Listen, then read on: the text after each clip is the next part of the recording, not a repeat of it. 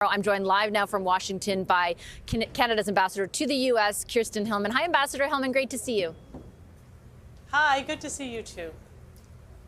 I appreciate you making the time. I do want to ask you, of course, about what's happening tomorrow with Canada Day on Capitol Hill, but I thought I'd start off just because we're right in front of the lying-in state for Brian Mulroney by asking you, as someone who's lived through the renegotiation of NAFTA and is at the forefront of our relationship with the U.S., what you view as his impact on that relationship.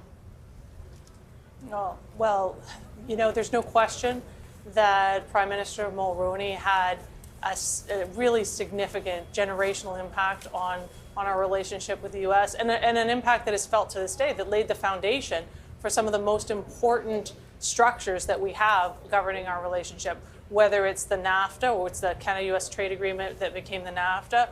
He was also the signatory of the modern NORAD, which is our North American Air Defense Treaty, which is unique in the world that we have with the Americans. But I think, you know, importantly, and I know a lot of people are talking about this, but it's very true, he understood why the relationship is so essential, not only to Canadians, but to Americans. And he was able to communicate that really well. And I had the pleasure of working with him a little bit during the renegotiation of the NAFTA and getting his advice and counsel. And he understood it at really a deep level in the way I think not a lot of Canadians, and certainly not Americans, do, how greatly fortunate we are to be close to each other and how we need to be working on that every day.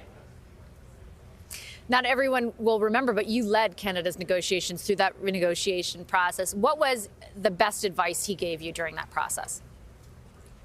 You know, he said be practical. Talk to people about what matters to them. Talk to them about, not in big, high, sort of theoretical terms, but in what really matters to them, and give it to them straight.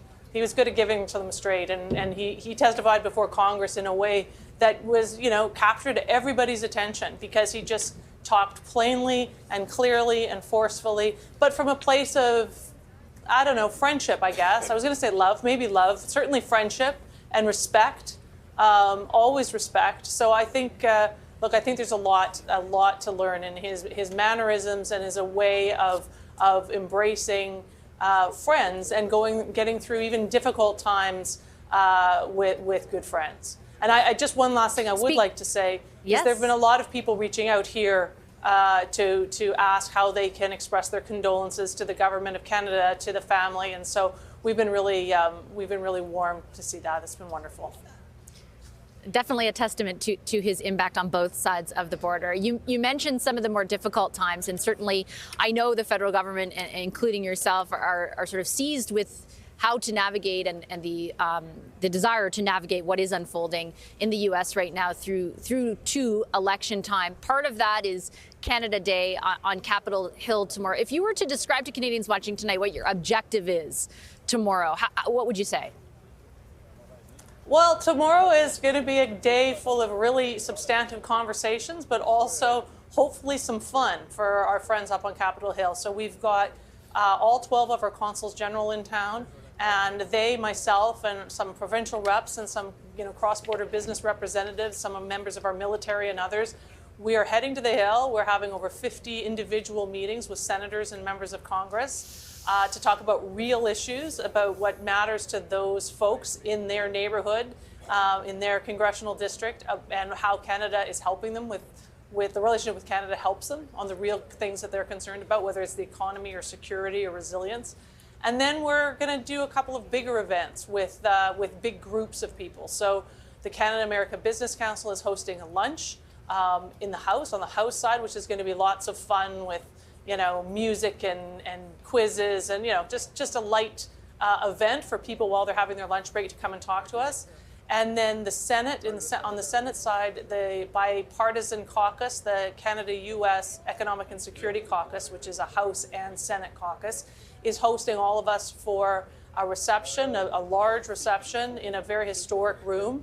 And they're launching 2 resolutions that they've just tabled, one in the House and one in the Senate, on the value and importance of the Canada-U.S. relationship and how the U.S. needs to not just, you know, respect it, but actually continue to put more and more effort into it. So that's going to be a really great event. And then we'll kick off or finalize the evening with some good old-fashioned women's hockey. And we've got a big viewing party here at the embassy because there are 2 PWHL games tomorrow night. And there's a lot of buzz in the U.S. about the PWHL, so we're going to have some fun watching those games and some friendly competition, which is always enjoyable.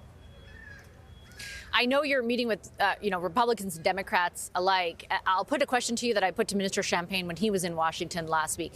How many of the people you meet with are supporters of Donald Trump, and do you feel it's important to do that? So there are a lot of Republicans in the House and the Senate that are supporters of Donald Trump. I mean, probably most of them. And we meet, so my meetings tomorrow are half and half, probably actually more Republicans than Democrats. So it's close to half and half, but a little bit tipping towards the Republican side. I think it's very important to meet with them. I think that the issues that are of interest to American lawmakers aren't particularly partisan, right? They're interested in economic security. They're interested in jobs. They're interested in resiliency. They're interested in making their communities safer, more secure, more, their environments cleaner. Those don't tend to break down on partisan lines. And so I think it's very important to go in there and talk to everyone. I had a recent trip to Florida, and I met almost exclusively with Republicans, given the makeup of that particular state and their legislature. And it was fantastic, right? Because Canada's doing tons with Florida. There's a lot of Canadians who live in Florida, who work in Florida, who have businesses in Florida, who vacation there. It was a really, really, really constructive trip. So I think it's really important to make sure that we, get down to what matters to people. And as I say, that doesn't tend to have a real partisan lens to it. I just have time for one more question. It's kind of in that vein. I wanted to ask about the issue of border security. And the reason I want to ask is because I heard the governor of New York last week on actually The View talking about how she is concerned about the northern border, and she has been asking the federal government in the U.S.